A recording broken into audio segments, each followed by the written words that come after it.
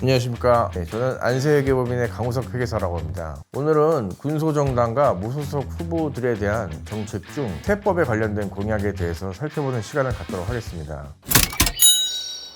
군소정당 중에 이제 민주노동당의 권영국 후보가 있는데, 권영국 후보의 공약 중에 세법 관련된 공약은 굉장히 이례적으로 파격적인 공약이라고 할 수 있습니다. 증세를 통한 불평등 해소라 그래가지고, 첫 번째는 상속 증여에 대해서 90%의 세율을 부과하겠다라고 하는 것인데, 물론 이제 상속 증여에 대한 세율을 90%를 부과하겠다는 게 권영국 후보의 얘기가 이제 처음은 아니었습니다. 불로소득 그리고 자산에 대한 부의 이전, 그리고 세대 간의 부의 이전을 방지하고자 상속 및 증여세를 무려 90%에서 100%까지 올려야 된다라고 주장하시는 분들도 더러 있었는데, 사실은 상속세 및 증여세를 증가시켜야겠다고 말씀하시는 분들의 특징은 소득세, 즉 내가 이제 근로나 어떤 활동을 통해서 벌어들이는 소득에 대해서는 세율을 낮춰야 되고, 반면 불로소득에 대한 상속세는 높여야 된다는 약간은 좀 반대적인 시각에서 하나는 낮추고 하나는 올려야 된다라는 측면으로 얘기를 하시는 분들이 더러 있었던 게 사실입니다. 그러나 권영국 후보님의 이제 말씀은 소득세도 높여야 되고 또 상속 및 증여세, 즉 불로소득에 대한 세금도 높여야 된다고 말씀을 하시니, 그렇다면 이제 근로나 부에 대한 이전에 대한 유인책이 사라지고 내 노력으로 인해서 버는 소득, 부모를 잘 만나거나 이런 등의 이유로 부의 이전으로 인해서 내는 세금에 대해서 이 양편이 모두 증가시키는 세율을 부담하는 것은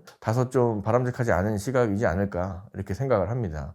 결국은 완충적인 역할을 하게 되기 때문에 하나의 세금을 올리면은 하나의 세금을 낮추고, 또는 하나의 세금을 올리면은 하나의 세금을 낮추는 등의 균형적인 시각이 다소 필요하지 않을까, 이런 시각이 좀 있을 것 같습니다. 두 번째로는 자산 투자에 대해서 30%에 대한 세금을 물리겠다라고 해서 비트코인이나 이런 가상화폐에 대해서도 반드시 세금을 부과해야 된다라는 게 입장이었고요. 그 다음에 이제 부유세라 그래가지고 순자산 기준으로 100억 이상을 가지고 있는 사람들은 매년 1%에서 3%까지 부과했다고 해서 약간은 종합부동산세와 비슷한 개념이라고 보시면 되겠습니다. 네 번째로는 소득세에 대해서 60%를 부과하겠다라는 것인데, 지금도 소득세의 최고 세율 구간은 45%이고 이 지방소득세가 소득세의 10%가 부과되어서 49.5%의 소득세를 내는 것과 마찬가지입니다. 거기에 이제 건강보험료와 연금보험료 및 각종 공적 보험에 대한 성격의 준조세 성격의 세금이 부과되기 때문에 실제로 고액의 소득을 발생시키는 사람들의 경우는 한 60% 정도의 세금을 소득세를 이미 내고 있습니다. 그렇기 때문에 이 후보의 공약이 과연 이 준조세를 포함해서 소득세를 60%로 올려야 된다는 것이냐, 아니면은 준조세를 제외하고 60%를 올려야 되는 것에 대해서는 이견이 있겠지만, 이미 준조세를 포함한 세금은 고액 소득가 같은 경우는 60%의 세금을 내고 있다라는 것입니다. 그래서 이 부분에 대해서는 사실상 지금도 좀 부담이 크지 않을까. 마지막으로는 종교법인에 대한 부동산세를 올리겠다고 하는 것인데, 종교법인은 고유목적 사업의 범주 안에서 사용하는 부동산에 대해서는 취득세 및 재산세 그리고 종합부동산세를 100% 면제받고 있습니다. 그러나 이제 이 후보의 공약은 예배, 즉 아주 특수한 종교사업 목적의 고유목적 사업 범위를 좀 더 좁게 해석해서 지금보다 훨씬 더 많은 세금을 부과하겠다 하고 있는 게 이제 특징입니다. 종교법인의 경우는 물론 이견은 있겠지만 많은 신자들의 헌금으로 운영이 되고, 사회의 약자 계층, 법률적으로 또는 문서상으로 혜택을 받지 못하는 사각지대에 있는 많은 사람들을 위한 복지도 실행하고 있는 게 사실이거든요. 정부로서의 역할도 수행하고 있는 게 일반적인 시각인데, 부동산에 대한 세금의 부과에 대해서 더 높인다면은 결국은 그 부담해야 되는 주체는 일반적인 신자들이 더 많은 현금을 내야 되고, 결국은 공적인 역할을 하는 주체가 종교법인이 돼야 되느냐 아니면은 국가가 돼야 되느냐에 대한 시각적인 차이가 있다라는 것이고요.